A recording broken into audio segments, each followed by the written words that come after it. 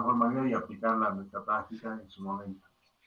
Ok, la inflamación del ojo evidentemente va a concitar un cambio de coloración de la superficie anterior del ojo, ¿no? La que podemos evaluar a través de los exámenes con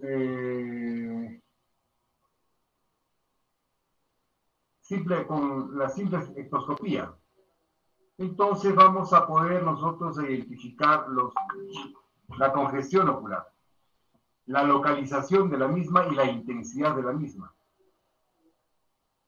Dicho de otro modo, vamos a simple vista poder determinar las características de presentación de este síndrome de ojo rojo.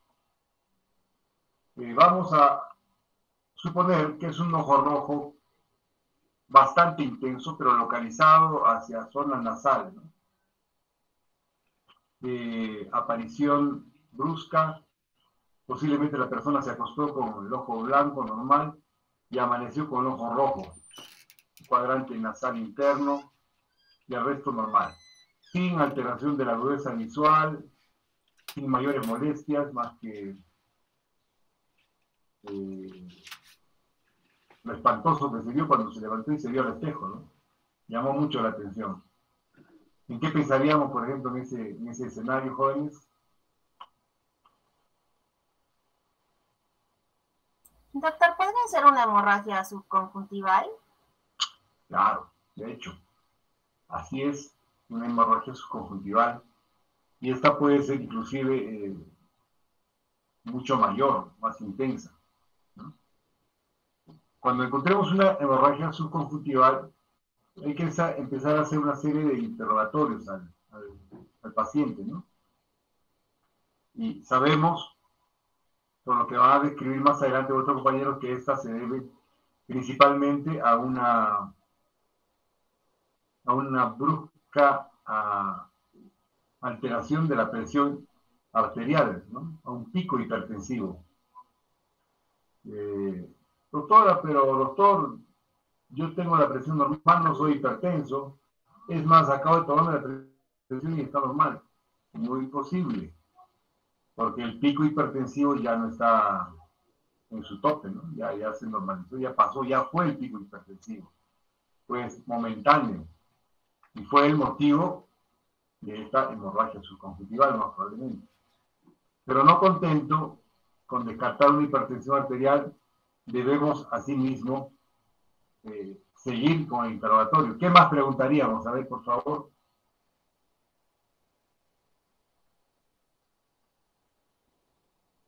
¿Tuvo usted algún momento, alguna situación estresante?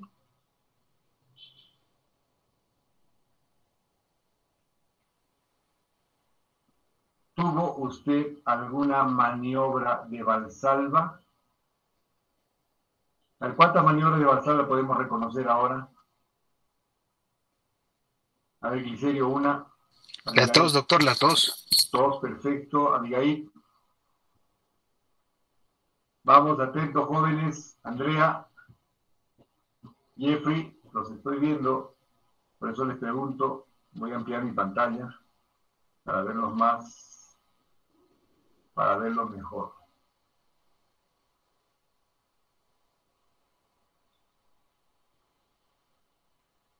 Ok, los tengo a todos. Gabriela, Abigail antes, no me dices nada, no me opinas. Hola. No sé, dime tu amiga, no te preocupes, no me voy a molestar.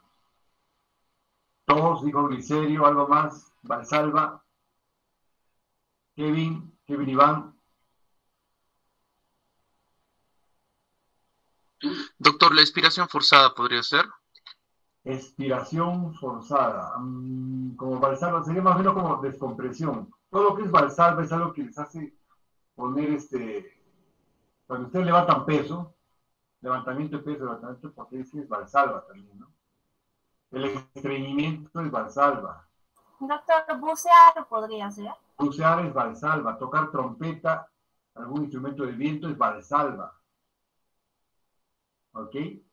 Entonces, es una situación en la que el cuerpo entra en contracción, ¿verdad? Los músculos respiratorios, los músculos de todo el cuerpo entran en contracción y bueno, se produce valsalva, ¿no? Evidentemente la tos sí lo es, la tos exigente mucho más todavía. La tos coqueluchosa, la coqueluchoide, la quintosa, se caracteriza justamente por tener a un niño de esa edad, ¿no? En temporada de invierno, con una hemorragia subconjuntival, pero terrible, ¿no? Los padres van preocupados a la consulta y ustedes están viendo justamente la complicación de la manifestación de la valsalva, ¿no? Generada por la tos coqueluchoide y bueno, vamos a tener una hemorragia subconjuntival. Ahora, esta es de repente una de las manifestaciones del síndrome de ojo rojo, pero la que menos nos va a preocupar probablemente. En un escenario, frente a un grupo de pacientes de determinada edad, jóvenes, de 30, 40, 50 años, 60, y sin antecedentes de hipertensión arterial instaurada. Otra cosa va a ser nuestro concepto si encontramos a ese grupo de pacientes con ese diagnóstico, con esa clínica y con el común denominador de hipertensión arterial. Tendremos que averiguar si su hipertensión arterial es leve, es moderada, es severa. ¿Cuándo diríamos que es severa?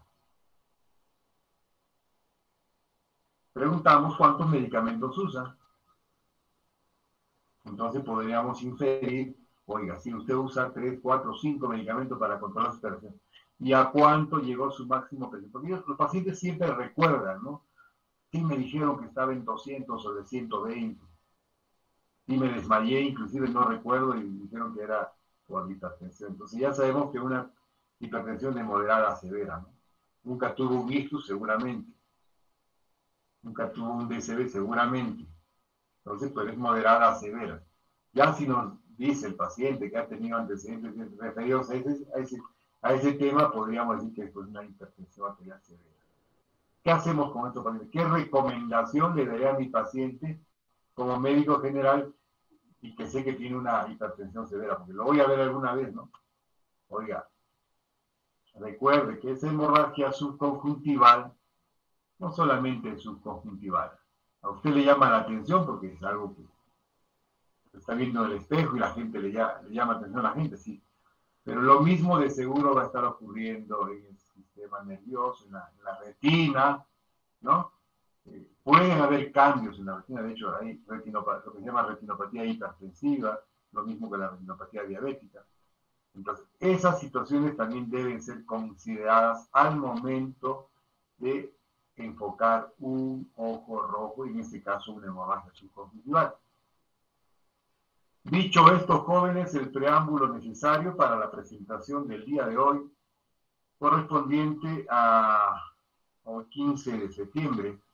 Faltan 2 semanas, jóvenes, para nuestro primer aporte. Ya están listos, seguramente, casi listos. Les recuerdo que no olviden ir construyendo los temas de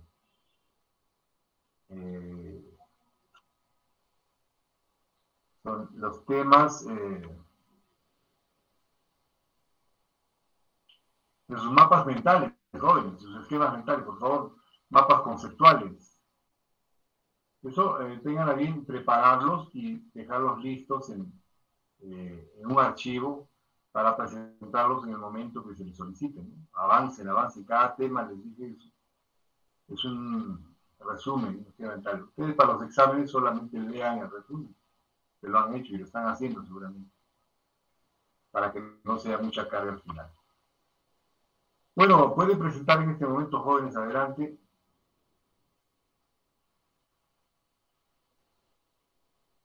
Alessandra, ¿estamos listos? Creo que Kevin, Iván. Sí, doctor, mis compañeros ya van a presentar un momento. Gracias.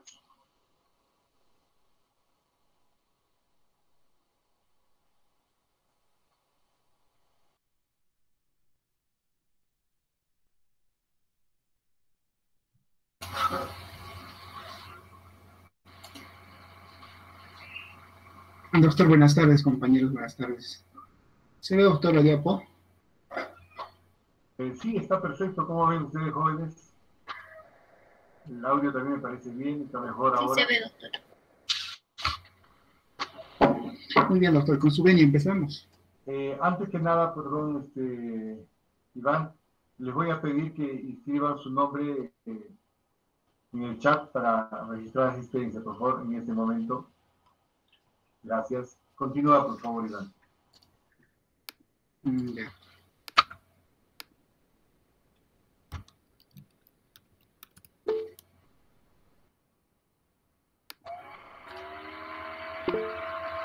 Muy bien. Doctor, buenas tardes nuevamente. Vamos en esta oportunidad a tener el privilegio de poder presentar este hermoso tema acerca del ojo rojo. Por cierto, es una situación clínica que es que viene, ¿no?, mucho a la consulta, tanto a la consulta general, del médico general, y también a la consulta del especialista. Y vamos a hablar acerca del ojo rojo, algunos asuntos vamos a profundizar. Empezamos en todo caso el contenido que lo hemos puesto de esta forma. Vamos a hacer un breve repaso anatómico, algún concepto del ojo rojo, las clasificaciones que puede haber. También vamos a hablar un poco del ojo rojo indoloro, el ojo rojo doloroso. Muy bien, algunas generalidades que podemos tener aquí sería que constituye una de las urgencias oftalmológicas más frecuentes, el ojo rojo. El diagnóstico puede ser certero, ¿no? Pero cuando se conoce la semiología, cuando se conoce acerca del tema, ¿no? Pero puede traer también un problema muy serio en el sentido de que si se desconoce. La anamnesis ocular es una etapa clave, ya que en la anamnesis, en la pregunta, en los antecedentes, está prácticamente casi todo el diagnóstico y más la exploración, yo creo que ya suma. Muy pocas veces se acude a algunos exámenes auxiliares, ¿no? Más es al ojo clínico. Algún repaso anatómico respecto a esto. Aquí tenemos esta lámina en la que nosotros vamos a enfocarnos básicamente en la parte de la cámara anterior. Como sabemos, en la parte de la cámara anterior tenemos algunas estructuras. Por ejemplo, tenemos el humor acuoso, quien está moldeando prácticamente a esta cámara, bajo las presiones que son las fisiológicas, ¿no?, de 10 a 20 milímetros de mercurio, ¿no? Ahora, dentro de este repaso anatómico tenemos, por ejemplo, ahí señalado, voy a ver con mi cursor, está la conjuntiva, ¿no?, que es la capita en sí, ¿no?, más superficial, más externa, ¿no?, que se encuentra en la parte anterior del globo ocular. Ahora vamos a hablar mucho de la conjuntiva, razón por lo que estoy subrayando en esta oportunidad. También tenemos la córnea más posteriormente, ¿no? Tenemos el iris, tenemos el limbo cristalino, el cuerpo ciliar. En todo caso, vamos a centrarnos en esta cámara anterior. Ahora, aquí tenemos una lámina en la que también vamos a resaltar algunas estructuras. Por ejemplo, tenemos a la conjuntiva. La conjuntiva es una capa, pues, ¿no? Es una capa que está protegiendo o que está cubriendo, ¿no?, al párpado desde la parte interna, como vemos ahí en color verde, ¿no? Esta conjuntiva, a su vez, va a hacer un repliegue en el fornix, en el fondo, aquí como podemos ver está señalado en rojo, del fondo, y va a desplegarse a través del globo ocular, por encima del globo ocular, ¿no? Entonces, es una cubierta prácticamente ahí, que está cubriendo a la parte interna y al globo ocular, ¿no? Ahora, la está cubriendo, pero apenas hasta donde está la zona la zona corneal, ¿no?, a donde se está protruiendo prácticamente el globo ocular. Entonces, eso nos ayuda a diferenciarlo. Ahora, tenemos en esta otra lámina acerca de, es un párpado, ¿no?, en el que tenemos la lámina anterior y la lámina posterior. Viendo desde adelante, se cataloga de esta forma, ¿no?, lámina anterior y lámina posterior. Desde la parte de adelante aquí vemos la pestaña para guiarnos, ¿no?, se señala con cursor. Dentro de esta lámina anterior tenemos algunas estructuras, pero las más importantes, las que están involucradas, vamos a mencionarlas, es la glándula de Moll, las glándulas de 6. ¿Qué son en sí estas glándulas? Son glándulas sebáceas. En la lámina posterior también, de la misma forma, tenemos estructuras importantes, pero vamos a hablar básicamente de esta glándula también sebácea, que se llama la glándula de Leibovitz, ¿no? Ahora, respecto al concepto ya en sí del ojo rojo, en sí son un conjunto de entidades clínicas, ¿verdad? El ojo rojo, que se caracteriza por esto, por hiperemia conjuntival, es decir, se va a poner rojo, ¿no? El ojito, la zona conjuntiva. Ahora, también esta hiperemia a su vez podría ser de manera localizada o podría ser difusa, ¿no? También puede expresar la hiperemia de vasos conjuntivales epiesclerales o esclerales. Usualmente traduce, ¿no?, patología de cámara anterior, el ojo rojo. Ahora, algunas estructuras implicadas, no solamente la zona conjuntival, sino también tenemos algunos anejos oculares. Por ejemplo, está involucrado en este tipo de patologías, o inclusive podrían ser generadores, ¿no?, del ojo rojo, el sistema lacrimal, los párpados, la conjuntiva, como ya lo dijimos, la uvea anterior, el iris, el cuerpo ciliar, la córnea, la epiesclera, la esclerótica, el cristalino. Ahora, algunas categorías clínicas del ojo rojo, por ejemplo, tenemos 4 categorías que se denominan como inyección algunas, ¿no? Ahora, vamos a ver que en esta parte derecha donde estoy poniendo mi cursor, todo este texto está basado, o está, vamos a encajarlo con esta imagen que está en el lado izquierdo de nuestra pantalla, ¿no? Y ahí están los números, ¿no?, que nos están señalando. Entonces, la inyección conjuntival sería una hiperemia de vasos conjuntivales superficiales. Esto hay que subrayarlo, ¿no? Es superficial, más intensa a nivel del fornix, disminuyendo conforme nos acercamos al limbo esclerocorneal. El número 1 está aquí, ¿no? Entonces, hay una hiperemia basado más que todo en la parte superficial, como vemos ahí el entretejido, ¿no?, de los vasos sanguíneos, que es más, digamos, desconcentrado, ¿verdad? Entonces, esta sería una inyección conjuntiva a nivel superficial.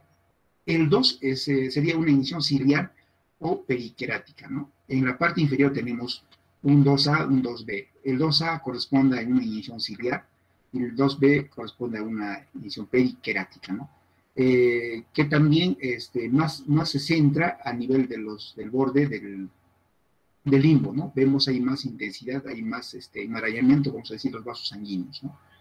Ahora, la inyección, en esta inyección periquerática, hay una hiperemia de vasos conjuntivales profundos y epiesclerales, más intensa a nivel del limbo, como ya dijimos. En la inyección mixta, como su nombre lo indica, es una mixtura, pues, ¿no?, entre la 1 y la 2, es una mezcla de estos. Entonces, hay una hiperemia de vasos superficiales y profundos, con una coloración rojo-vinosa. Vemos ahí en la lámina, en el cuadrante superior derecho, ¿no?, del ojo en este caso. En la número 3 hay una hiperemia de esos vasos superficiales, a su vez también el enmarañamiento diminuto está, ¿no? Entonces hay una mezcla de los vasos, de ese enmarañamiento grande, vamos a decir, y los vasos, enmarañamiento pequeño. Ahora, la equimosis conjuntival es una colección, en este caso, ¿no?, hemática, subconjuntival, producida generalmente por rotura vascular, usualmente de origen sistémico. Esas categorías clínicas podemos verlas aquí en la imagen. Como dijimos, la inyección conjuntival, ¿no?, que está a nivel superficial, son apenas vasos con un enmarañado amplio, ¿no? También tenemos la inyección ciliar o periquerática, que es más que todo a nivel del borde del limbo, ¿no?, que hay mayor acentuación en esta zona. Y la mixta sería una combinación de estas, también a nivel de la conjuntiva, ¿no?, y también a nivel del limbo. En la equimosis, mira, vemos aquí la equimosis conjuntival, que es más, de más volumen, de mayor volumen, ¿no? Es una concentración, una especie de colección hemática, ¿no? Esto usualmente de afectación sistémica. Bueno, algunas diferencias entre inyección conjuntival y ciliar, por ejemplo, podemos ver aquí la inyección conjuntival en esta columna, la inyección ciliar en esta otra. La inyección conjuntival, la coloración usualmente da de rojo vino, la inyección ciliar da violáceo. La forma, bueno, en la conjuntival, el calibre variado con vasos ondulados. En la ciliar, los vasos son rectos, irregulares, ¿no? El color en la localización respecto a la inyección conjuntival, la localización, el plexo es a nivel, ya dijimos, ¿no? A nivel superficial, más acentuado en los fondos del saco y menos en el limbo, es decir, a nivel del fornix. Ahora en la parte ciliar y es más profunda, ¿no? Es periquerático más acentuado a nivel alrededor del limbo. En la inyección conjuntival, el movimiento, hay un desplazamiento con los movimientos de la conjuntiva. En la inyección ciliar no hay desplazamiento. Respecto a la instilación del colirio vasoconstrictor, como son vasos superficiales en la inyección conjuntival, como le hemos estado diciendo, hay un plexo superficial, entonces con la instilación del colirio vasoconstrictor desaparecen usualmente, ¿no? Ahora en la inyección ciliar no desaparecen porque los vasos dijimos que eran profundos.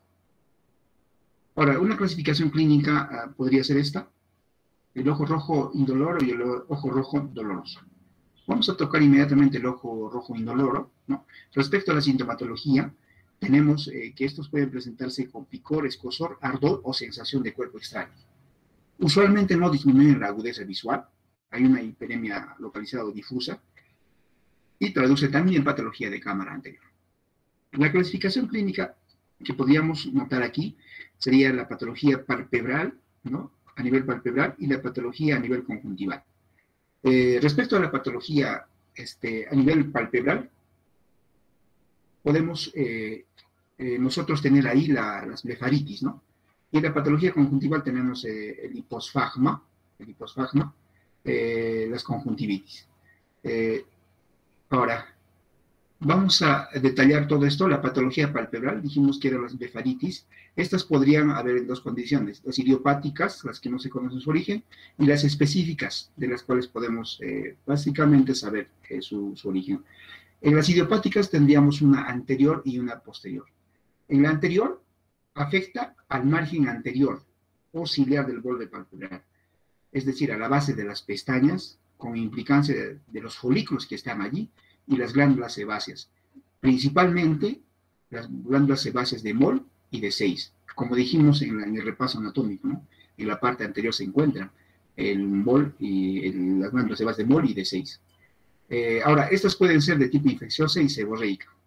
Generalmente, usualmente, el más frecuente de los microorganismos que afecta a esta zona es el estafilococo, principalmente el epidermidis, el aureus. El estreptococos también podría afectar, la Candida albicans, el Demodex folliculum. Entonces, puede ser afectado por bacterias, por hongos, por parásitos. En el asunto seborreico, podría generarse esto por disfunción de las glándulas sebáceas principalmente. Y en la blefaritis a nivel posterior, dijimos que la glándula sebácea que está implicada en esta zona es la glándula de Leiboni, y usualmente por daño de esta glándula, ¿no? O por alguna afección que podría ocurrir en ese nivel. El cuadro clínico general, usualmente es una enfermedad bilateral de curso evolutivo, crónico, recurrente y muchas veces estacional. Muchas veces precipitado por factores de manera extrínseca o de tipo psicosomático. Dentro de la anamnesis podríamos nosotros considerar que estas enfermedades vienen a veces con síntomas y a veces son asintomáticas. Los síntomas usualmente son intensos a nivel, por la mañana, son matutinos, vienen con prurito, escozor, incluso dolor, ¿no? Asociada usualmente a la tría del segmento anterior.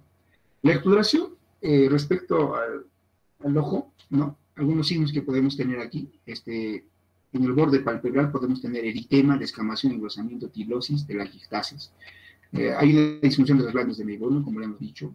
También podría haber orificios dilatados o estenosados también, concreciones calcáreas, secreciones espumosas, orzuelo, chalación, entre otros, ¿no? La pestaña, la forma estafilocócica presenta escamas duras, fibrinosas, formando un collarete en la base de las pestañas. Se asocia usualmente a foliculitis. Estas foliculitis pueden conllevar a pústulas, a ulceraciones también, ¿no? De costras, color amarillentas, al desprenderse estas costras, ¿no? Algunas complicaciones que podría generarse son el orzuelo, el chalacio, ¿no? Las conjuntivitis crónica papilar o folicular, podrían generar queratitis epitelial puntiforme, úlceras marginales, catarrales, queratoconjuntivitis zika. Están asociados usualmente a estos, ¿no? A estas enfermedades, como la dermatitis extematoide, a la dermatitis seborreica o a la acné rosácea. Dejan usualmente cicatrices, ¿no? Cicatrices, y estas se consideran como secuelas cicatriciales. Y esta secuela podría conllevar a una hipertrofia y deformidad palpebral, a lo que consideramos como tirosis, entropium, podría haber inversión del borde palpebral libre también, podría haber triquiasis, madarosis, poliosis, neovascularización corneal y glaucomas. El tratamiento, usualmente para esto, se dice que, en las guías lo dicen, que debe haber higiene palpebral, pero esta higiene palpebral, cuando se hace adecuada y correctamente, podría estar disminuyendo en un 50% prácticamente, ¿no? Y mira la importancia de la higiene palpebral en este caso. También se podría usar lágrimas artificiales, antibióticos en caso amerite, corticoides en casos muy, muy agudos. Es necesario practicar cuando hay infecciones, cuando se sospecha, ¿no? Podríamos usar echar mano de estos análisis, ¿no? Como los cultivos, los antibiogramas. Ahora, las blefaritis específicas son procesos inflamatorios, ¿no? Del margen palpebral, que responde a un agente infeccioso específico. Usualmente, en este caso, por ejemplo, tenemos la blefaritis angular, está considerado o está involucrado, ¿no? Con la infección por Moraxella lacunata, suele presentarse como una blefaroconjuntivitis unilateral. La clínica está basada en la inflamación del canto palpebral, el canto externo o interno, ¿no? Esta usualmente aparece como un macerado húmedo ulcerado, asociado a una conjuntivitis folicular crónica. Entonces, también en este caso el diagnóstico es clínico, ¿no? Podemos hacer frotis de exudado para identificar al diplococo, Moraxella lacunata. En este caso, las terapias, usualmente siempre, en casi todas, se hacen las medidas higiénicas, el lavado, y se usa antibióticos tópicos en colirios, ¿ya? O pomada, sensibles. Generalmente esta Moraxella es sensible a gentamicina y a tobramicina. Las blefaritis específicas, en este caso de tipo blefaritis marginal por herpes simple, está provocada por el virus herpes de tipo 1 y de tipo 2. Producen blefaroconjuntivitis vesículo ulcerativa tipo herpes zóster, ¿no? Así como el herpes que vemos aquí en la imagen, podemos ver estas vesículas musculosas, ¿no? Y algunas que ya se han erosionado. El diagnóstico es clínico también, como podemos ver. El frotis se puede hacer de este exudado vesicular. ¿Ya? Ahí tiene que mostrarse células gigantes multinucleadas como los impulsores intranucleares y los sinófilos, ¿no? El tratamiento, existe la pomada, ¿no? Tópica de aciclovir. Se le hace 5 veces al día. Tiene que acompañar las medidas higiénicas y el lavado con suero fisiológico isotónico en las zonas vasculares, ¿no? También en estas blefaritis específicas estamos con la blefaritis ahora parasitaria, que usualmente es producido por la tiriasis palpebral, ¿no? Que estaba producida por Tirius pubis, ¿no? Que es un parásito por condiciones de... Hay una afinidad, ¿no? Entre la zona genital y la zona ocular, debido a que hay humedad y hay espacio entre los cilios, entre los pelos, ¿no? Entonces, esto hace de que sea una condición en la que se facilite su convivencia o su supervivencia. El diagnóstico usualmente se hace por biomicroscopía. Se tiene que observar las liendres, ¿no? Se tiene que ver los cuerpos ovoides sin pestañas y el piojo adulto transparente. El tratamiento es de extracción manual con pinzas de piojos y liendres, más la aplicación de una pomada oftálmica de óxido de mercurio amarillo, ¿no? Al 1%, que vendría a ser un pediculicida, se usa cada 12 horas durante una semana. Puede usarse también la fluoresceína al 20%, se ha encontrado que tiene capacidad para eliminar también este parásito. La clasificación clínica respecto a lo que hicimos al inicio, ahora vamos a entrar a la patología conjuntival. Vamos a hablar un poquito del hiposfagma, de las conjuntivitis. La patología conjuntival se clasifica en estas dos formas, ¿no? La hiposfagma y la conjuntivitis. La hiposfagma sería, pues, esas manchas rojo-vinosas, lo que dijimos, ¿no? Esa equimosis, esa colección subconjuntival. Puede haber una anterior y una posterior. Respecto a la conjuntivitis, podría haber una infecciosa, una no infecciosa, Respecto a la infecciosa, podría ser infecciosa de varios tipos, ¿no? Bacteriana, por clamidia, víricas, o por otro considerado también como Ophthalmia neonatorum. Y la no infecciosa podría ser, pues, las alergias, las queratoconjuntivitis Zika o las ocupacionales. El hiposfagma, entonces, rápidamente vamos. Ahí es una colección, como vemos aquí en la imagen, es una colección hemática subconjuntival. Lo vemos plana, ¿no? Uniforme, tiene como que tuviera unos bordes, ¿no? Usualmente esto se da por una rotura vascular, no sobrepasa, usualmente como vemos aquí en la imagen, no sobrepasa el limbo esclerocorneal, ¿no? Es una mancha rojo vinosa.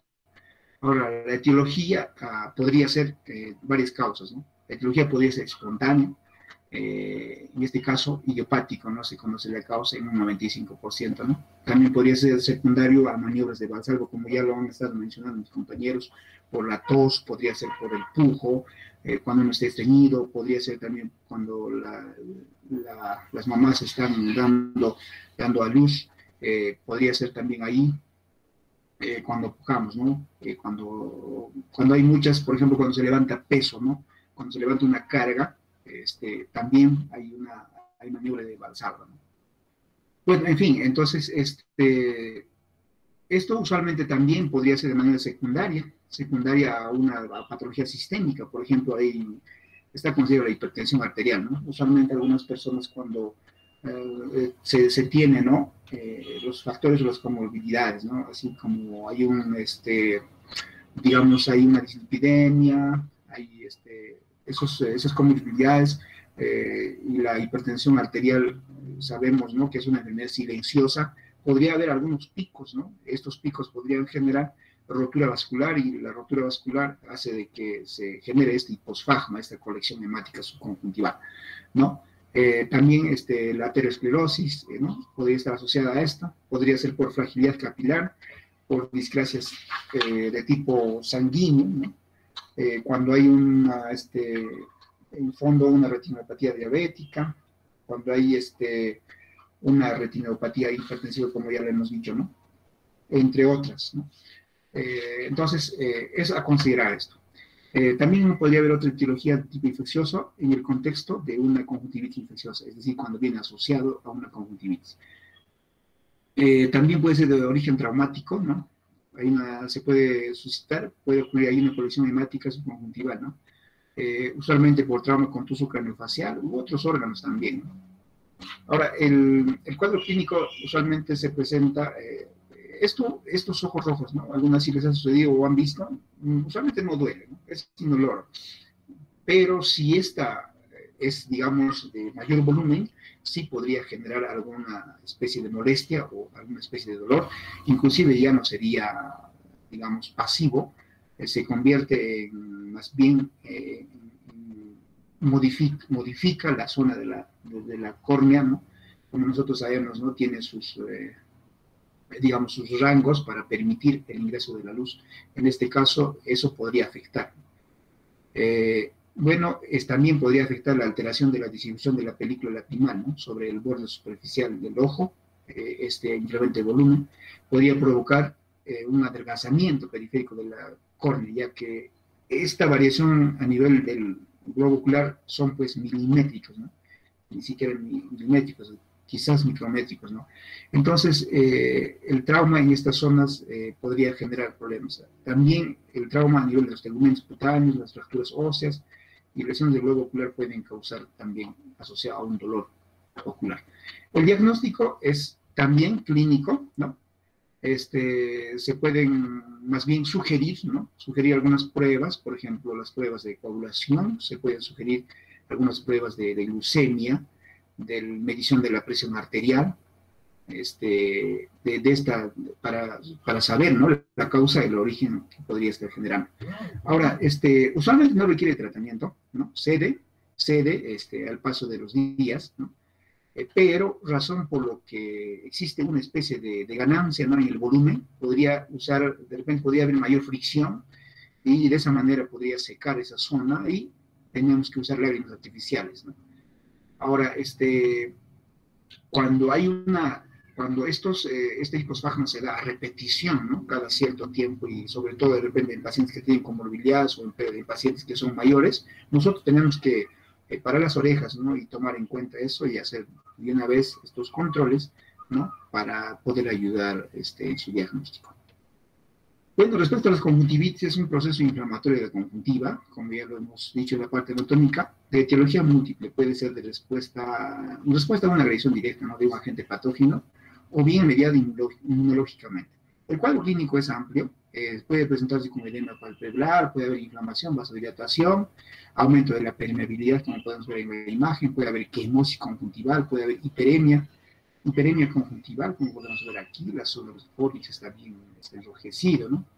Puede haber hiperemia, ya dijimos, adenopatías, podría haber preauriculares, sensación de cuerpo extraño, escozor, ¿no? Como si una especie de arenillo hubiera entrado en el ojo, ¿no?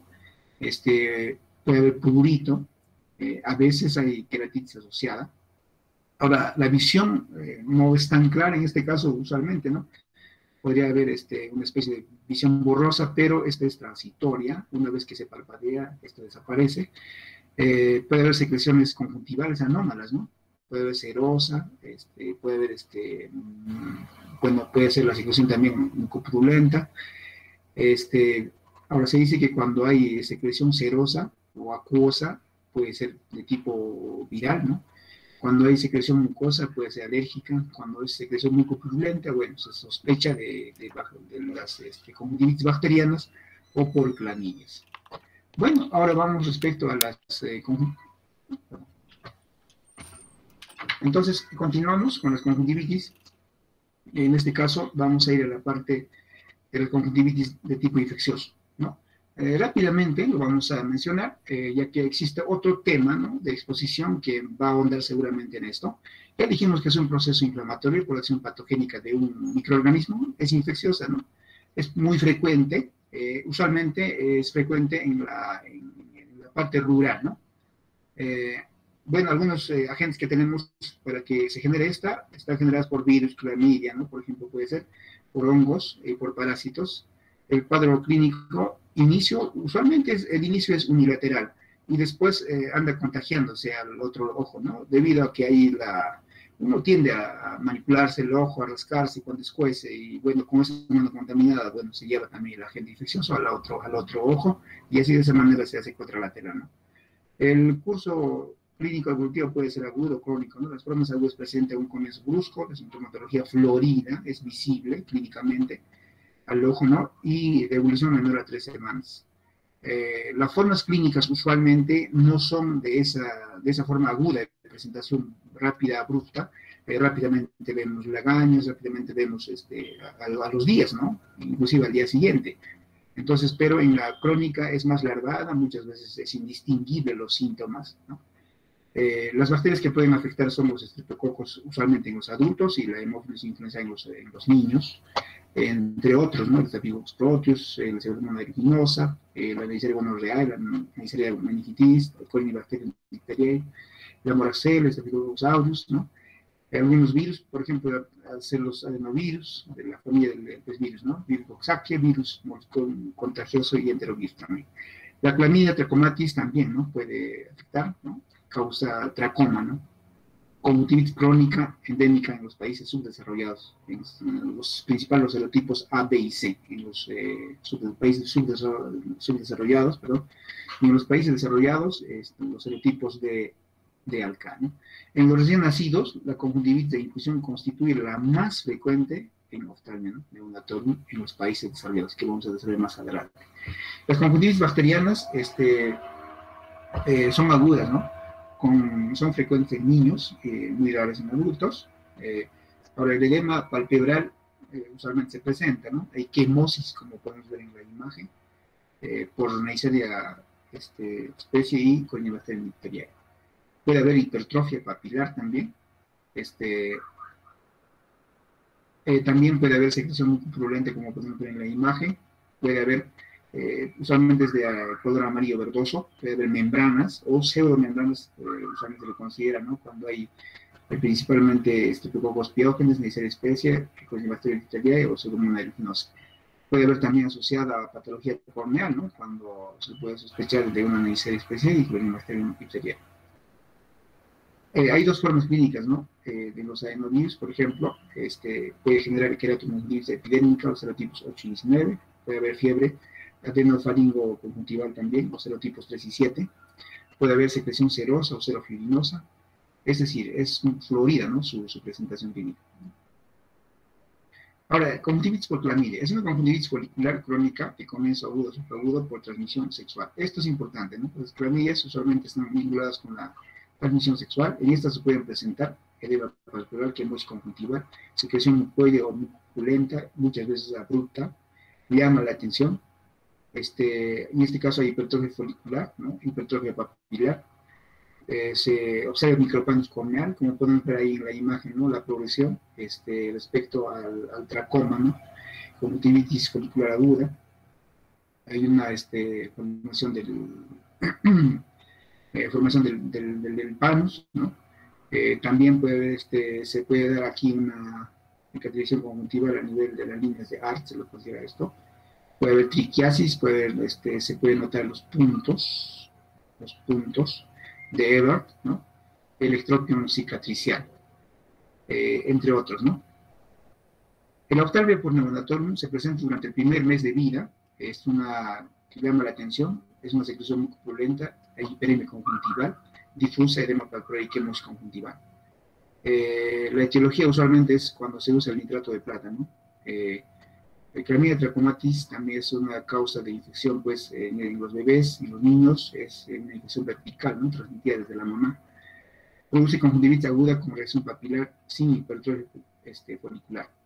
La neisseria gonorreae también puede producir, el curso es hiperagudo, ¿no? Virulento, muy grave, puede provocar perforación corneal. También puede generar el herpes virus, ¿no? En los niños, generalmente causado por herpes tipo 2. Ahora, produce un cuadro de blefaroconjuntivitis, que afecta a la conjuntiva y también a la zona corneal, que puede complicarse con la queratitis. Respecto a la conjuntivitis infecciosa, el tratamiento, doctor. Si me permites, Iván, la imagen anterior es buena en resaltar el objetivo de esa imagen, ¿no? Vamos a diferenciar la conjuntivitis del recién nacido. La hiperaguda, la característica, sobre todo que estamos viendo la cantidad y la calidad de la secreción, ¿no? Bilateral, intensa, esa corresponde obviamente a una conjuntivitis, sobre todo si es que va a ocurrir dentro de los 3 primeros días, es de una conjuntivitis por conococo, ¿no? La otra conjuntivitis que suele ser la más frecuente del neonato, pero de ocurrencia o aparición más tardía, después de los 10 días en adelante, es la conjuntivitis por clamidia. No es tan gráfico como la que estamos viendo acá. Esta es la flor de conjuntivitis, es realmente la expresión mayor que pueden presentar los pacientes con conjuntivitis. Entonces, básicamente hay que tener en cuenta eso, ya que ustedes van a acudir a partos, ¿no? Van a haber niños pequeños, recién nacidos, ¿no? Postparto, al día siguiente y todo eso. Entonces es bueno que tengan conocimiento de esto, en función a la data, al tiempo, desde cuándo esa embarazo, ayer mismo nació y el día ya está así, pasó mañana. Los 3 primeros días, la expresión muy populante, hiperemia, conjuntiva, lo que ustedes quieran, ya pues, un monococo involucrado, más probable. Después de los 10 días, está bien, la primera semana, segunda semana y recién ahora, a partir de los 15 días empieza a presentar el tipo de secreciones, de repente no tan intensas, pero sí en ambos ojitos, ya pueden pensar en clamidia. Eso era, querido, para resaltar el tema. Y muy posible, más de uno va a ver en la gestión del año de salud. Adelante, por favor. Gracias, doctor. Bueno, entonces vamos al diagnóstico. El diagnóstico, como ya hemos visto en las demás conjuntivitis o las demás afectaciones del ojo rojo, también se hace a nivel clínico. Se puede hacer estudio citológico de la zona afectada. microbiológico también, se debe hacer la tinción Gram, que puede ser tinción Jensa de frotis conjuntival, se tiene que hacer los cultivos, los antibiogramas, ¿no? El tratamiento en general es lavado, ¿no? Con solución salina fisiológica y detergente ocular. También se puede usar compresas frías, ¿no? Y la higiene personal. El tratamiento específico, ¿no? Más detallado o más enfocado es la bacteriana. Por ejemplo, la bacteriana podemos usar nosotros colirio antibiótico tópico, ¿no? Estos colirios, por ejemplo, hay mucho en el mercado. Por ejemplo, tenemos los aminoglucósidos, las quinolonas. Usualmente se usan estos cada 3 horas durante el día, ¿no? Los colirios. Y por la noche se puede usar, para mejorar el tratamiento, una pomada, ¿no? Ahora, estos usualmente se dice que debe tratarse durante 10 días. Cuando es vírica, se trata sintomático. Como ya sabemos, los virus no se pueden curar espontáneamente o bruscamente con los medicamentos, pero sí se trata síntomas, ¿no? Un desinflamante o un antialergésico, ¿no? Como el diclofenaco, se puede usar lágrimas artificiales. También a veces se puede usar antibióticos debido o cuando están asociados, cuando se sospecha de que hay una asociación con una bacteria, ¿no? Estos usualmente resuelven espontáneamente en unas 3 semanas máximo. Las clamillas se tratan por vía sistémica y también por vía tópica. Se pueden usar, por ejemplo, tetraciclina, doxiciclina, otras guías hablan de la citromicina. La doxiciclina se puede usar 100 miligramos, ¿no? Por vía oral, 2 veces al día cada 12 horas, ¿no? En este caso, vienen en cápsulas usualmente. Por vía tópica se aplicarán también pomadas, colirios, con tetraciclina, eritromicina o sulfamidas, ¿no? Durante 3 a 6 semanas. También a la pareja sexual se debe tratar, ¿no? En la Ophthalmia neonatorum se usa antibióticos de amplio espectro, se da la vía tópica hasta el diagnóstico etiológico definitivo tras el cultivo o exudado de ese exudado, ¿no? Conjuntival. Ahora vamos a las conjuntivitis no infecciosas. Dentro de acá lo hemos clasificado, ¿no? Las alergias, la esqueletoconjuntivitis, y la zika y la ocupacional. Vamos a tocar algunos. La conjuntivitis alérgica, por ejemplo, es muy frecuente, dada por una reacción ante un antígeno, ante un alérgeno, ante una noxa, es decir, nuestro cuerpo, el ojito, responde, ¿no? Esta hipersensibilidad sería de tipo 1, ¿no? Asociada a inmunoglobulina E, y algunas veces se puede hacer más tardío, están asociadas a una hipersensibilidad de tipo 4, ¿no? Usualmente, cuando existe un alérgeno, cuando se acerca, ¿no? Al globo ocular, hay una fijación, ¿no? A la inmunoglobulina E sobre la superficie de los mastocitos y los basófilos en el corión conjuntival por contacto a este alérgeno, lo cual va a generar una sensibilización.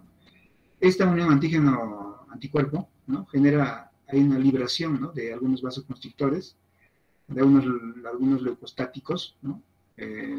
Liberan histamina, leucotrienos. Entonces esto va a generar vasodilatación, ¿no? Usualmente, y la aglomeración, la acumulación de muchos componentes celulares, ¿no? De defensa a nivel de la zona de afectación. La clasificación, y bueno, podría ser aguda, que es la estacional, crónica, la perenne, que usualmente dura mayor a 3 semanas, ¿no? El antecedente usualmente es importante en las conjuntivitis alérgicas porque existe, ¿no? Una historia familiar. Puede ser en papá, en mamá, ¿no? En la familia, ¿no? En el abuelo. Existe ese antecedente de que fue alérgico también, o es alérgico a alguna sustancia, alguna comida, ¿no? Algún medicamento. Esta historia familiar es importante averiguar. También la historia personal, ¿no? De atopía. Usualmente estos pacientes tienen rinitis alérgica, blefaritis, asma, urticaria, hace exposición a algún alérgeno, ¿no?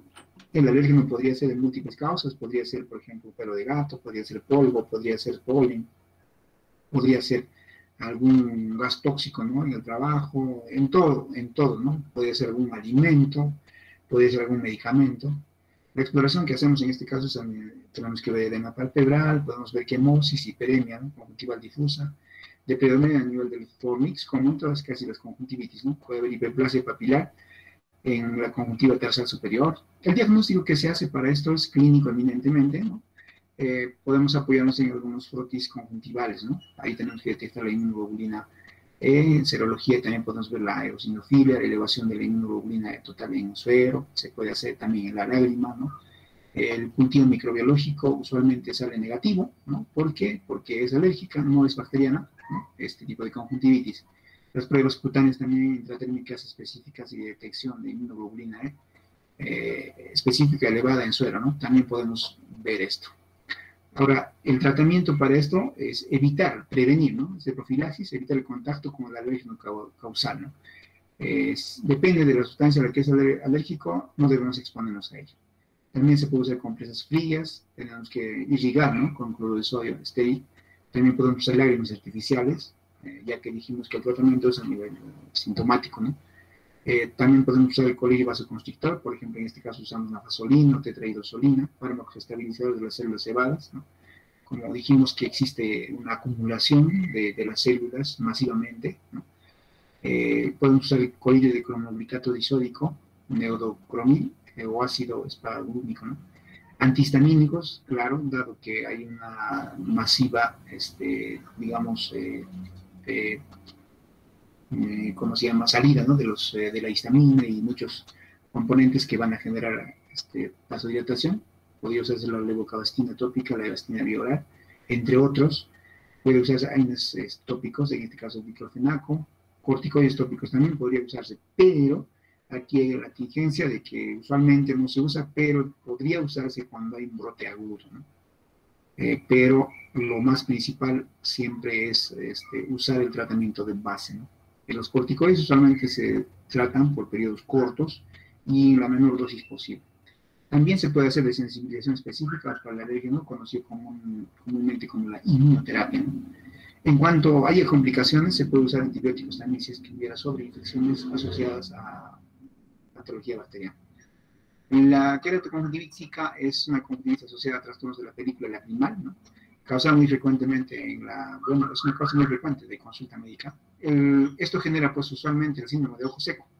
Se engloba un grupo heterogéneo de enfermedades clínicas y heteropatogénicamente en la que la película lagrimal hay una alteración, ¿no? Cualitativa y cuantitativa. Bueno, esto no consigue, pues, mantener una homeostasis adecuada en la superficie ocular. Y va a haber, como consecuencia de esto, manifestaciones, puede ser a nivel local, ¿no? Por ejemplo, la clínica que se presenta en este caso es una sensación de cuerpo extraño, picor, escozor o sensación de sequedad ocular. Esto nos llama la atención, que empeoran conforme va avanzando el día, ¿no? Al inicio del día como van bien, pero a medida que pasan las horas, se empeora. La presencia de dolor ocular es indicativa de afectación córneal usualmente, ¿no? El tratamiento es de mantenimiento de la superficie, de mantener, ¿no? Como dijimos que genera ojo seco, hay que mantener húmeda esta zona, ¿no? Usando sustitutos lacrimales. Y respecto a la conjuntivitis ocupacional, podría ser por muchos factores, ¿no? Usualmente se tiene que dar bilateralmente, ¿no? En este caso no viene por un solo ojo, sino bilateral, porque es la misma exposición, ¿no? El ojo derecho y el ojo izquierdo. Y son crónicos, consecuencia de haber sido, digamos, expuestos a factores ambientales o al entorno laboral, puede ser en este caso, por ejemplo, los soldadores, aquellos por ejemplo, los que trabajan arreglando, reparando electrodomésticos, ¿no? Usan a veces ahí algunas sustancias, los que están expuestos por ejemplo, a la computadora, al monitor, ¿no? La clínica que viene es con sensación de cuerpo extraño, escozor en ambos ojos, de intensidad variable, ¿no? Ahora, puede haber lagrimeo, también puede haber una repercusión corneal, puede haber secreción conjuntival, serosa o mucoide. En la exploración tenemos que ver signos de blefaritis, hiperemia, conjuntival, hipertrofia papilar o folicular leve. El diagnóstico es clínico también. Podemos usar el hermano de pruebas de laboratorio como cultivos de exudado conjuntival para descartar una sobreinfección bacteriana. Podemos también tener pruebas o hacer pruebas de alergia para descartar un proceso alérgico, no sea que nos esté confundiendo con una conjuntivitis alérgica. El tratamiento es de profilaxis, de evitar, ¿no? La exposición a los agentes que están irritando. Podríamos usar algunos filtros en el caso de personas que están expuestas a monitores, ¿no? Algunos lentes, ¿no? Por ahí. Podemos hacer las correcciones de los defectos de refracción e higiene palpebral. Respecto a lo tratamiento sintomático también está Podemos usar irrigación ocular con solución salina. También podemos usar lágrimas artificiales. Bueno, ahora vamos a pasar con nuestro compañero Obed. Bueno, buenas tardes, doctor, compañeros. Vamos a seguir con la exposición. Hasta el momento, si me permites un momento, Obed, ¿algún comentario o alguna inquietud, por favor, jóvenes? Antes de iniciar con la segunda parte, me gustaría preguntar en todo caso, a ver, por el chat, vamos a colocar algunos signos y síntomas referidos con una conjuntivitis. Por favor, en este momento escribir en el chat. Signos y síntomas.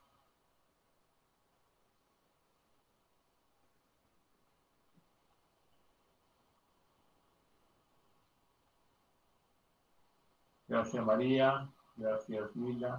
Diana. Secreción, muy bien.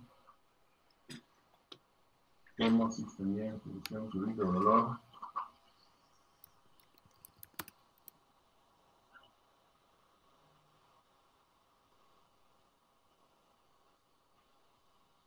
Sensación de cuerpo extraño.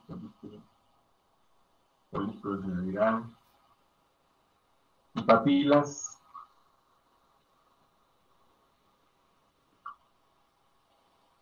Infecciosa. Y la conjuntivitis folicular es provocada por qué germen, jóvenes. Escribir en el chat. A ver, Licerio.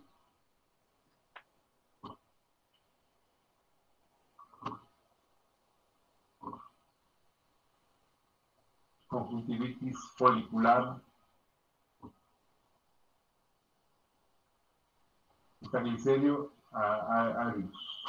Estafilococo aureus, ¿verdad? Ok. Clamidia trachomatis. El tracoma, el antrax, ¿no? Bueno, básicamente hay que tener en cuenta esta presentación, estos diagnósticos, considerar frente a las características que el paciente pueda acudir a la consulta, ¿no? Con obviamente estas manifestaciones. Y bueno, pero ¿y cómo puedo ver si yo no tengo una lámpara de hendidura? ¿Cómo puedo evaluar al paciente si tiene estas características, ¿no? En realidad los folículos y las papilas, cuando son un poco más grandes de lo normal, obviamente el paciente tiene más algias, más incomodidades, más motivos de consulta, más quejas en la consulta. Entonces podríamos nosotros simplemente deprimir el párpado inferior, como tirando hacia abajo sobre el hueso, ¿no? del pómulo, con la parte ósea de la órbita inferior, y vamos a exponer la conjuntiva tarsal. Entonces vamos a poder, inclusive cuando realizamos una iluminación con una linterna de celular en este caso, o si fuera una linterna oftalmológica mucho mejor, vamos a poder identificar las características de ese párpado. Ese párpado va a estar congestivo, evidentemente va a estar hipertémico, y cuando nosotros realizamos la objetivación o vemos una fresa, podemos determinar que esta tiene algunas rugosidades en su pared, ¿verdad? Son estas rugosidades las que nos va a llamar la atención también en estos procesos inflamatorios infecciosos de la conjuntiva. Cuando observamos e iluminamos con la lámpara, puede haber como un empedrado ahí, homogéneo, ¿no? Con depresiones y elevaciones. Como un panal de abejas, si quieren, pero el panal tendría que estar no plano, sino elevadito, ¿no? Ok. Basta que veamos una conjuntiva tarsal hiperémica congestiva, tengamos el antecedente de prurito, escozor y o secreción, entonces estamos ya frente a una conjuntivitis, ¿no? Inclusive podríamos decir que se trata de una blefaroconjuntivitis. Independientemente de la teología, ya estamos dando un acercamiento, ¿no?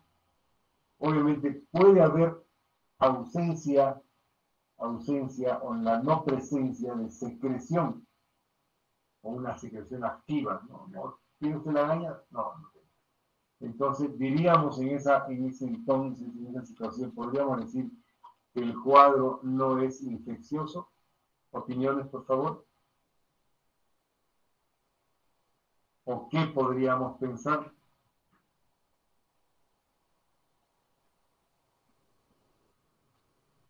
En este caso, por favor, opinen por el chat o con voz propia, por favor, a través del micrófono.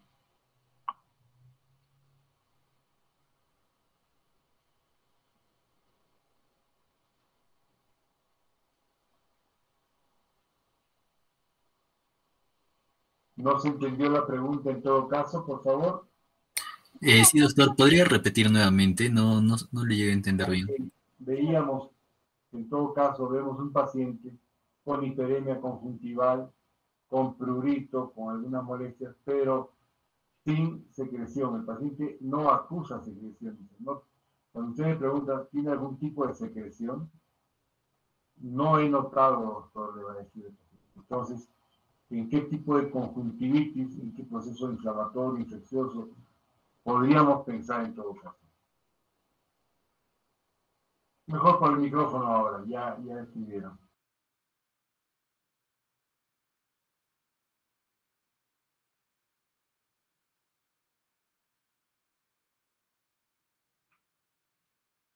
Una queratitis, doctor. Sí. Podría ser una alérgica también, doctor.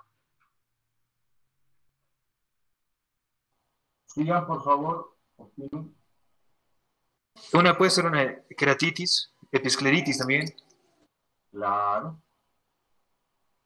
¿No? Hay varias condiciones que podrían indicar. No hay secreción. La pregunta era, ¿hay infección o no hay infección? La queratitis es una condición que puede poner ojo rojo, perfecto. La episcleritis también. La episcleritis también, pero son inflamatorios. La pregunta era más que todo. No hay secreción. Se niega secreción.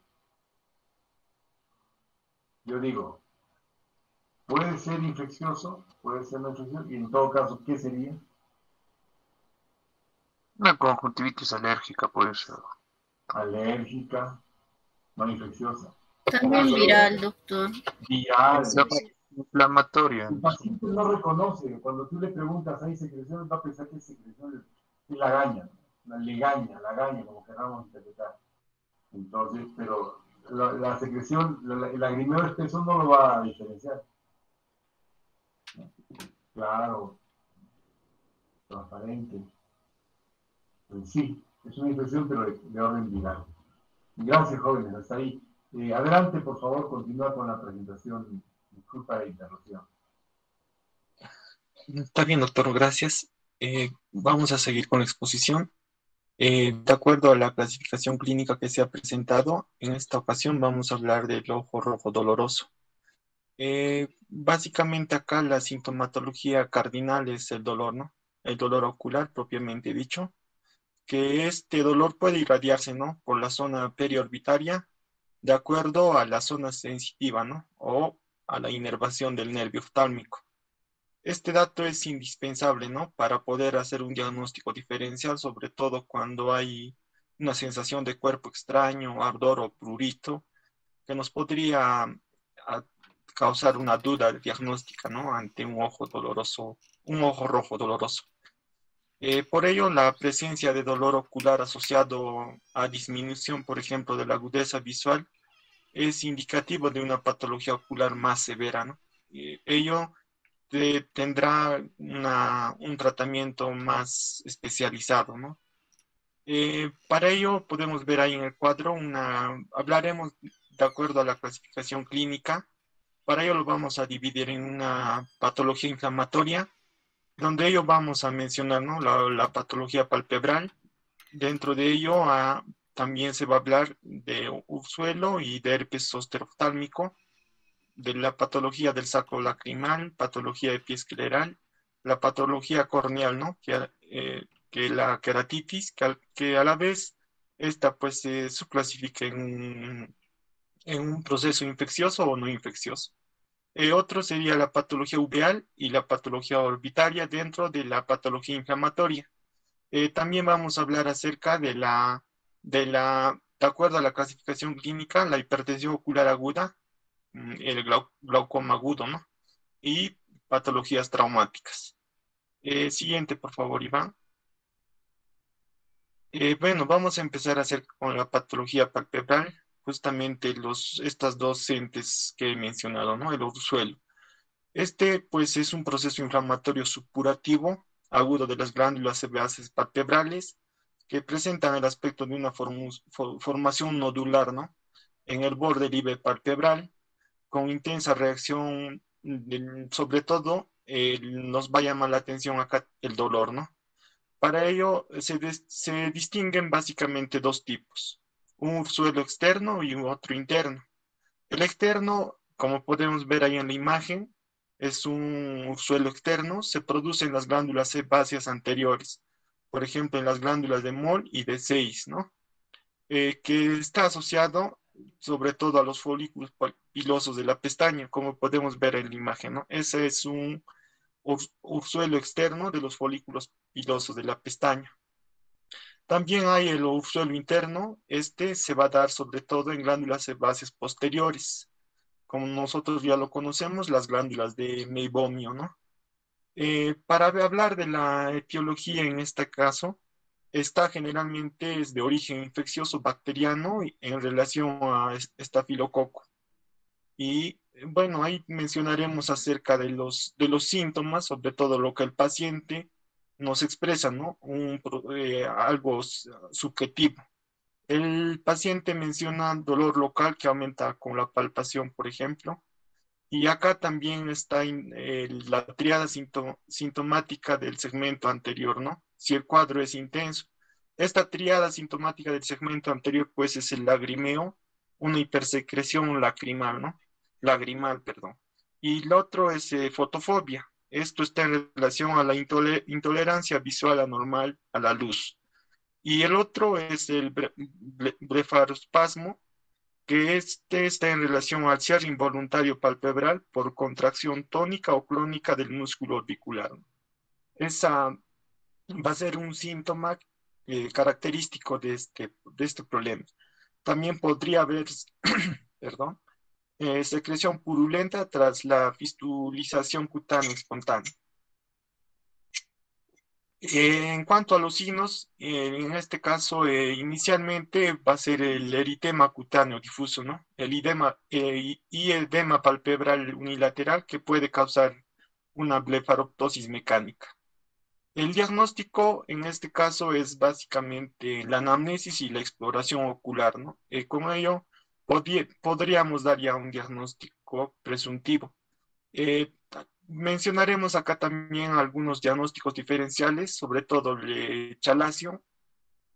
Recordemos que chalazion también es un proceso inflamatorio crónico estéril, pero en este caso va a ser de tipo granulomatoso, ¿no? Ahí la diferencia. El tratamiento para ursuelo, perdón, el tratamiento está indicado una pomada antibiótica tópica de aminoglucósidos, ¿no? Por ejemplo, gentamicina.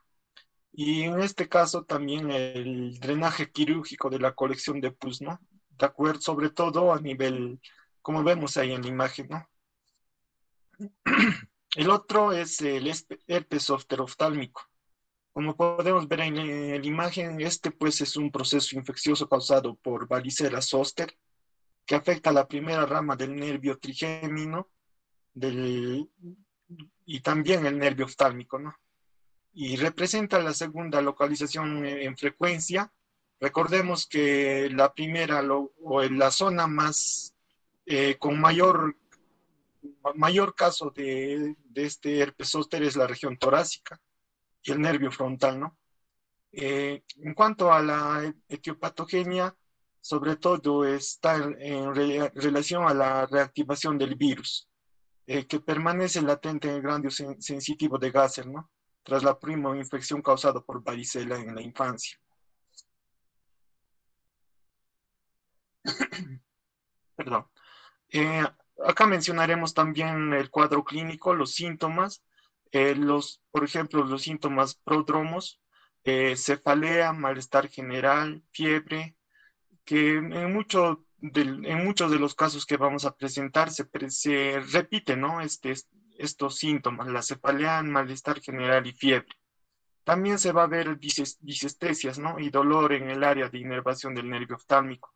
Acá también se menciona como síntoma la triada sintomática del segmento anterior que ya mencioné, ¿no?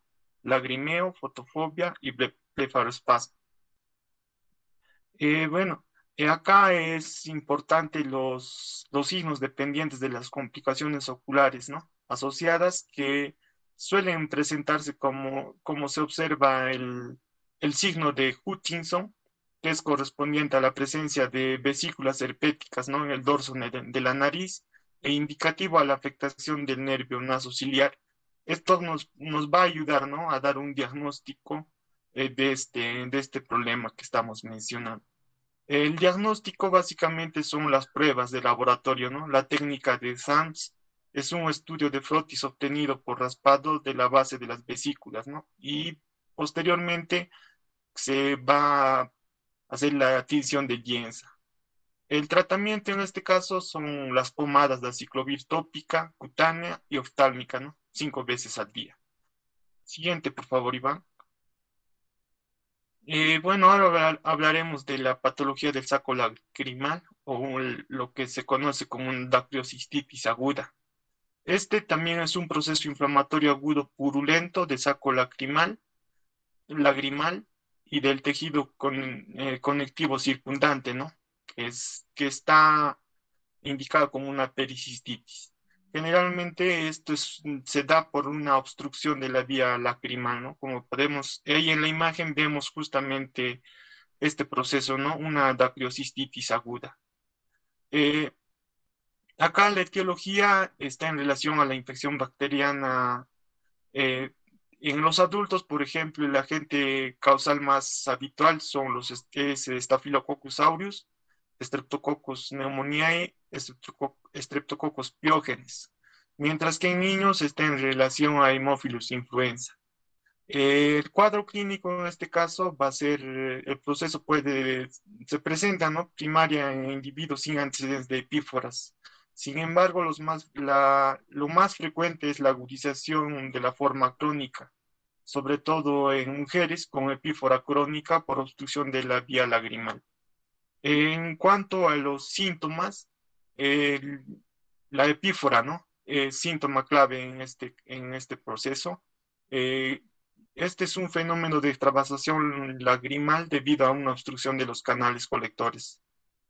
También pues, el paciente va a mencionar un dolor intenso en el canto palpebral interno, sobre todo al nivel de la fosa lagrimal, que aumenta con la palpación, ¿no? Una vez que el examinador hace el examen físico.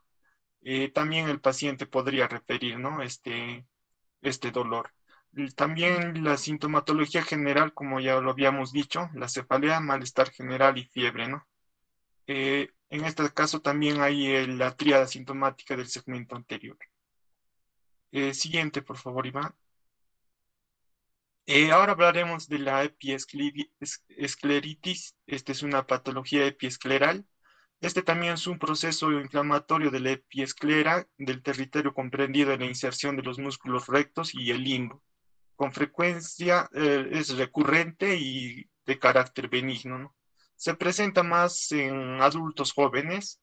La etiología está en relación a un proceso idiopático en un 70% de los casos, y también está en relación a enfermedades sistémicas y procesos infecciosos. Por entre ellos podemos mencionar acné rosácea, conectivopatías, ¿no? Como artritis reumatoide, lupus, síndrome de Reiter y las vasculitis, ¿no? Por ejemplo, panarteritis nodosa, la granulomatosis de Wegener y el síndrome de Behçet. En cuanto a la clasificación clínica, vamos a hablar de una simple y una nodular. En cuanto a la simple, es una inflamación y congestión vascular difusa, ¿no? Generalmente se afecta el cuadrante ocular. En cuanto a la nodular, como podemos ver ahí en la imagen, esta es una inflamación y congestión vascular, ¿no? Se localiza en un área definida, elevada, redonda u oval, ¿no? Como podemos ver ahí en la imagen. Va a haber una hiperemia, ¿no? Denominada, y va a haber esto, pues, el nódulo, el nódulo, ¿no? Por ello, que este proceso también recibe el nombre de botón epiescleritis, botón de epiescleritis. Siguiente, por favor, Iva. Ahora hablaremos de la patología corneal. Esta es una patología inflamatoria corneal y se divide, ¿no?, en una queratitis ulcerativa infecciosa y una no infecciosa. Dentro de la infecciosa, pues se caracteriza por la ulceración del epitelio corneal asociada a un infiltrado subyacente del estroma corneal. En cuanto a la etiopatogenia, está en relación sobre todo a Neisseria gonorrhoeae, Corynebacterium diphtheria, Haemophilus y Listeria. Acá hay factores predisponentes, sobre todo los traumatismos mecánicos, quemaduras, por ejemplo, uso de lentes de contacto y el abuso de medicación tópica, ¿no? Sobre todo antibióticos, antivirales. El cuadro clínico en este caso va a ser, generalmente son sintomáticos, ¿no? De comienzo brusco, de carácter unilateral. Y va a haber acá lo más importante para mencionar es la disminución de la agudeza visual en grado variable, ¿no? Según dónde se encuentre la lesión, siendo las úlceras de localización central las más indicativas. Podemos ver ahí en la primera imagen, ¿no? Pueden causar una reacción uveal importante, miosis y presencia de infiltrados inflamatorios en la cámara anterior, formando a nivel un nivel de hipopio, ¿no? Como podemos ver en la imagen, una úlcera corneal con hipopio. Exactamente, gracias, Iván. También podemos ver acá las queratitis herpéticas, como vemos en la otra imagen, ¿no? En la otra imagen es una queratoconjuntivitis herpética con tinción de fluoresceína, una vez que es para hacer el diagnóstico, ¿no? También acá podría haber una queratitis micótica, pues sobre todo la úlcera de aspecto blanco grisáceo, ¿no?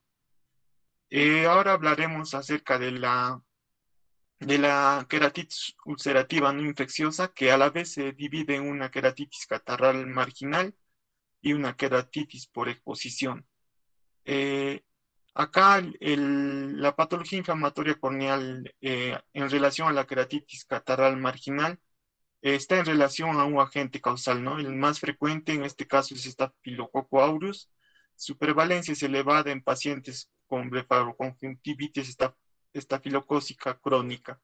Siguiente, por favor, Iván, un clic, por favor, hay una imagen. Justamente ahí podemos ver, ¿no? Esa imagen que es, hay presencia de infiltrado subepitelial banco grisáceo de forma oval, ¿no? Localizada en la córnea periférica próxima al limbo esclerocorneal. En este caso, el epitelio se desprende formando una úlcera, ¿no? Con poca tendencia hacia la extensión centrípeta o periférica. El diagnóstico en este caso está en relación a la anamnesis, ¿no? Pero en un examen ya más de laboratorio será encontrar el agente causal, ¿no? El estafilococo. Ahora hablaremos acerca de la otra clasificación, la queratitis por exposición. Esta es una patología inflamatoria corneal consecutiva a la deficiente hidratación de la superficie corneal, ¿no? Por la película lacrimal preocular. Esto al paciente va a ser incapaz de cerrar los párpados, ¿no? Para recubrir la córnea en cada parpadeo. En cuanto a la etiología, está en relación a los factores locales y sistémicos de ese nivel, ¿no? Ahora hablaremos acerca, siguiente, Iván. Ahora vamos a hablar acerca de la patología uveal, la uveitis anterior aguda. que este también es un proceso inflamatorio del tracto uveal anterior, de iris y el cuerpo ciliar, ¿no? De origen múltiple, que representa la respuesta a una agresión directa o bien mediada inmunológicamente por antígenos exógenos o endógenos, ¿no? En cuanto a la clasificación clínica, podría haber, según su localización, ¿no? Una anterior, cuando hay un compromiso de la iris o el cuerpo ciliar, o una intermedia, sobre todo a la par plana o del cuerpo ciliar, una posterior, sobre todo a nivel de la retina o coroides.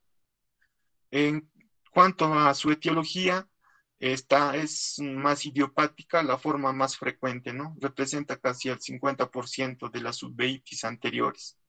También está asociada al antígeno leucocitario humano B27 en relación a, por ejemplo, en enfermedades reumatoideas, ¿no? Por ejemplo, la espondilitis anquilosante, el síndrome de Reiter, artritis reumatoide juvenil, las artropatías psoriásicas y las artropatías enteropáticas, entre ellas la enfermedad de Crohn y la colitis ulcerosa. También podría haber un proceso infeccioso, por ejemplo, herpes virus, tuberculosis, sífilis y lepra. En cuanto a para el diagnóstico, en este caso también es clínico. El explorador tendría que hacer una anamnesis más específica, ya direccionando un posible diagnóstico, ¿no? Un diagnóstico presuntivo. Siguiente, por favor, Iván. Ahora vamos a hablar de la patología orbitaria o una celulitis orbitaria. Este también es un proceso inflamatorio agudo de los tejidos blandos de la órbita, generalmente de origen infeccioso, principalmente bacteriano. En el cuadro clínico, en este caso, está en relación a los síntomas, ¿no? Generalmente, como en otras que ya hemos mencionado, la cefalea, el malestar general y fiebre. En este caso se va a acompañar con dolor ocular espontáneo y los movimientos oculares. Y en este caso también se da, ¿no?, la tríada sintomática del segmento anterior, que ya lo hemos mencionado.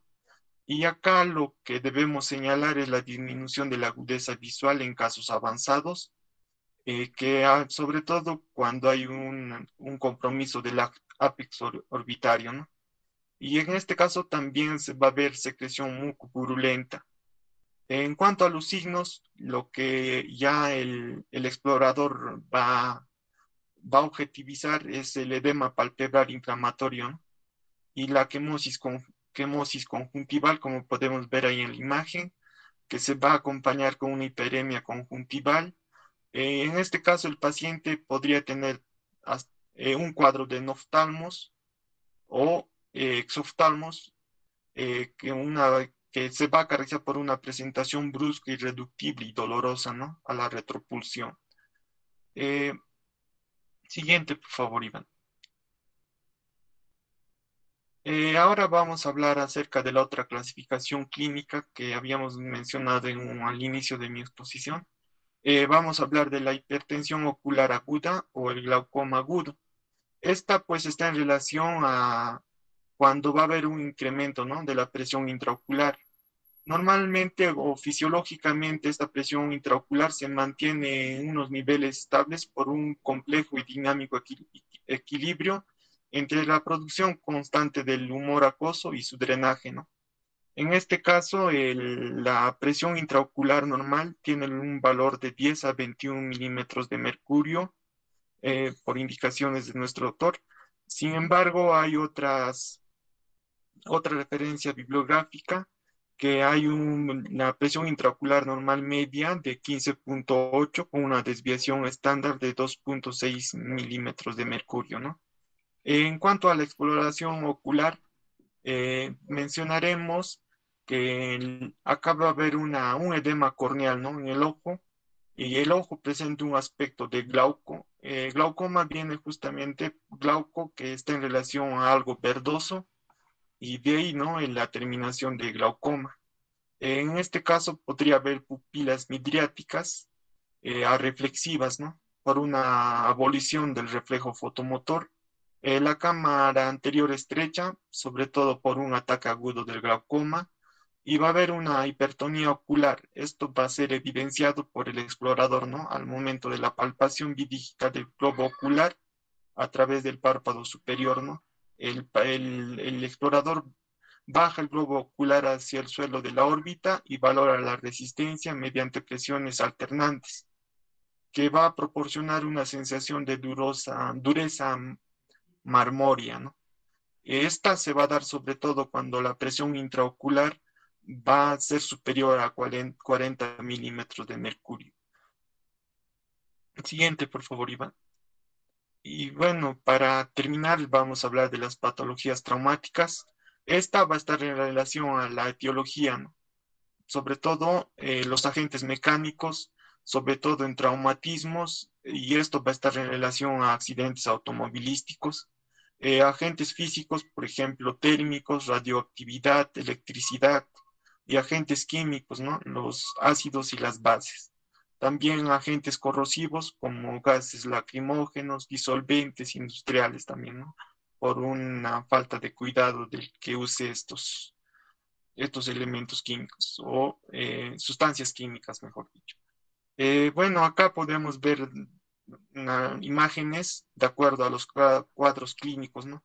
Por ejemplo, en la primera imagen vamos a ver una erosión corneal, que esta va a estar en relación a abrasiones corneales, constituyen una de las causas más frecuentes de consulta en servicios de urgencias. Estas van a estar catalogadas como defectos epiteliales, ¿no? Provocados por traumatismos superficiales de etiología múltiple. Por ejemplo, podemos mencionar entre ellas arañazos, cuerpos extraños tarsales, concreciones calcáreas conjuntivales, o algo sencillo, ¿no? Por ejemplo, cuando la rama de un árbol compromete ese nivel, podríamos estar ante una erosión corneal o un ajuste inadecuado de la lente de contacto, ¿no? En aquellos pacientes que usan lentes.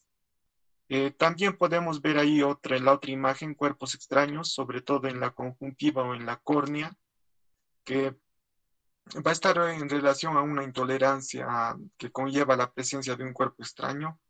Esta va a estar en relación a su ubicación y su naturaleza química, ¿no? Dependerá cuán comprometido esté el globo ocular para dar un tratamiento específico, ¿no? Ya va a ser más especializado.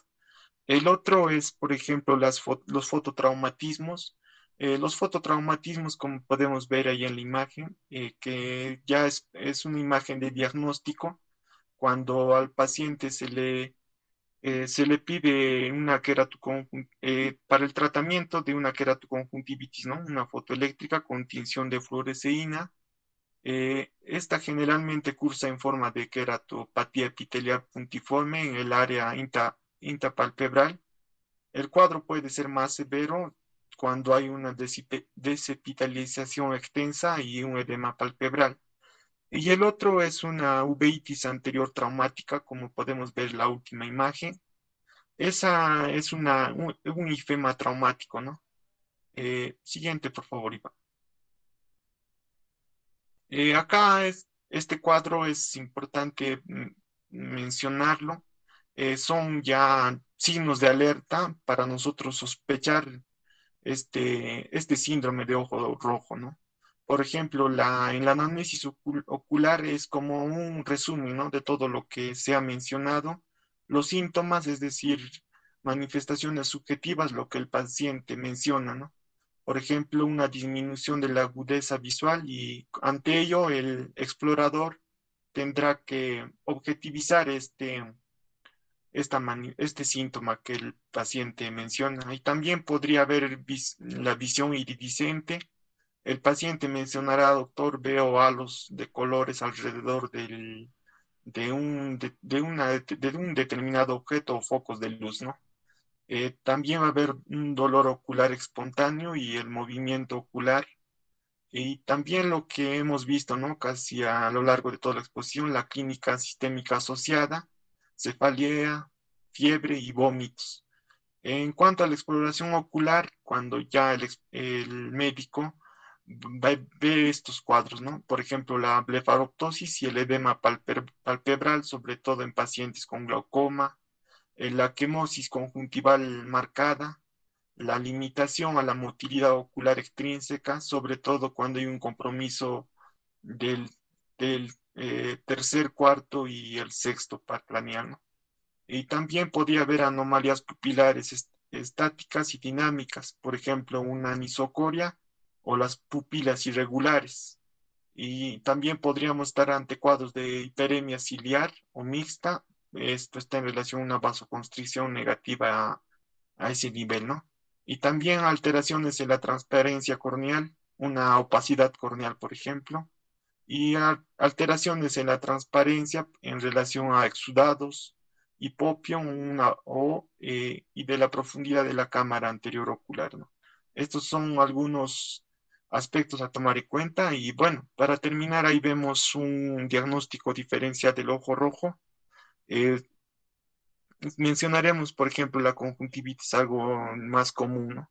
La visión en este caso es normal, hay secreciones purulentas, cerosas, y los síntomas van a ser sensación de arenilla, y no, en este caso no hay fotofobia, ¿no? Y la exploración ocular en este caso la presión intraocular es normal, y bueno, y vamos a diferenciarlo con el glaucoma agudo, que en este caso la visión sí va a estar afectada, ¿no? En dos cruces, y la secreción, en este caso no hay lagrimeo o reflejo, y los síntomas, el dolor intenso, ¿no? Y en cuanto a la exploración ocular, en este caso el explorador justamente va a ver la presión intraocular elevada. Bueno, eso sería todo, doctor. Siguiente, Iván, la bibliografía, y eso es todo. Gracias, doctor.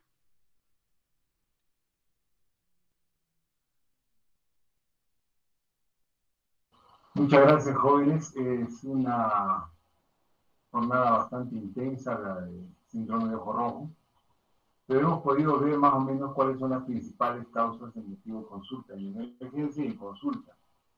Consulta de emergencia, obviamente, vamos a identificar el glaucoma de ángulo estrecho, vamos a de repente indicar a una uveitis. Ese cuadro nos permite, por ejemplo, identificar las características de cada uno de ellos y el compromiso a la exploración ocular. Y por ejemplo, en una escleritis y una epiescleritis, más o menos las características son similares.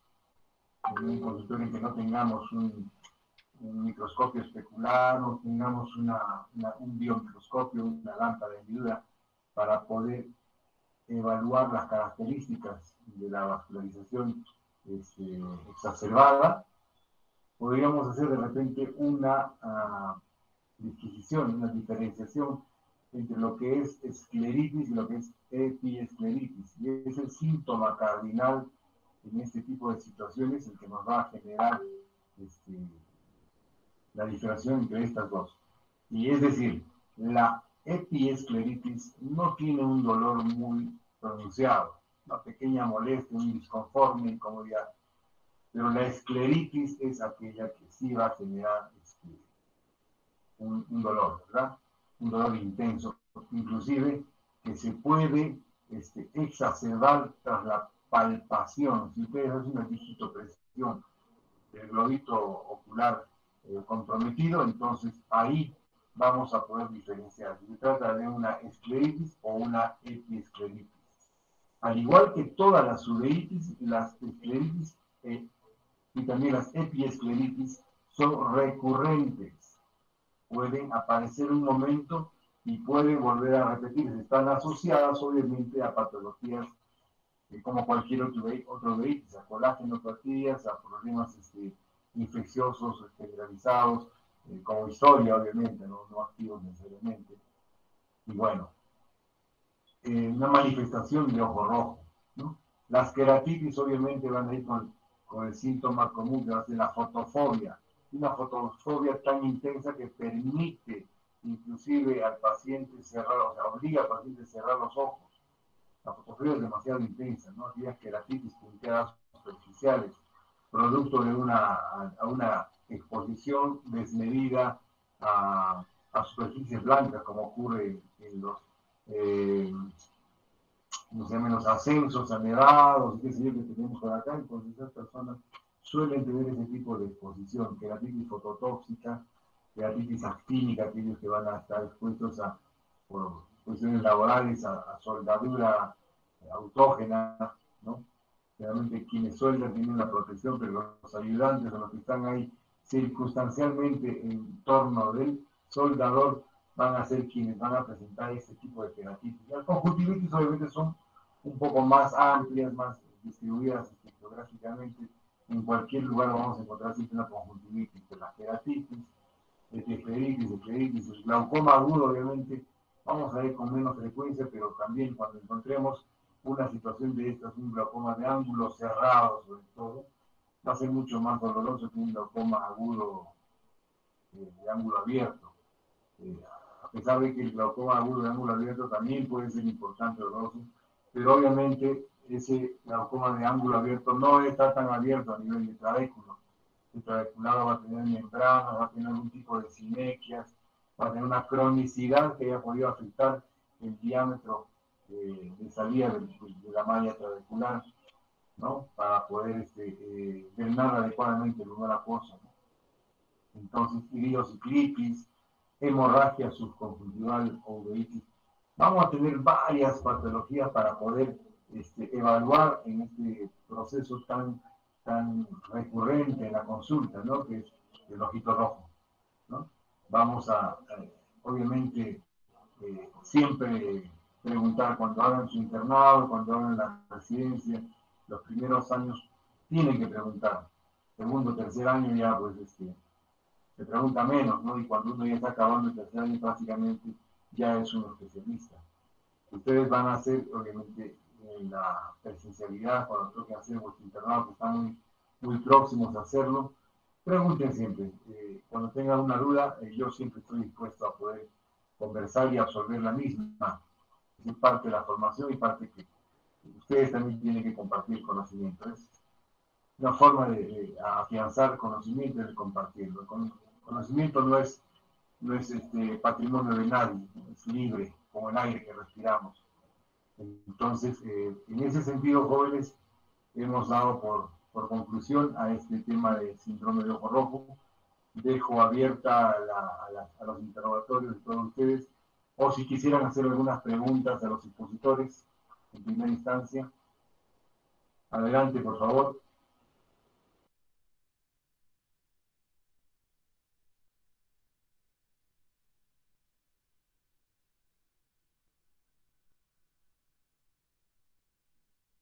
Vamos a dejar en un breve espacio, tenemos todavía minutos, unos 5 minutos de recreo, por favor, relájense, levántense, siguen las piernas,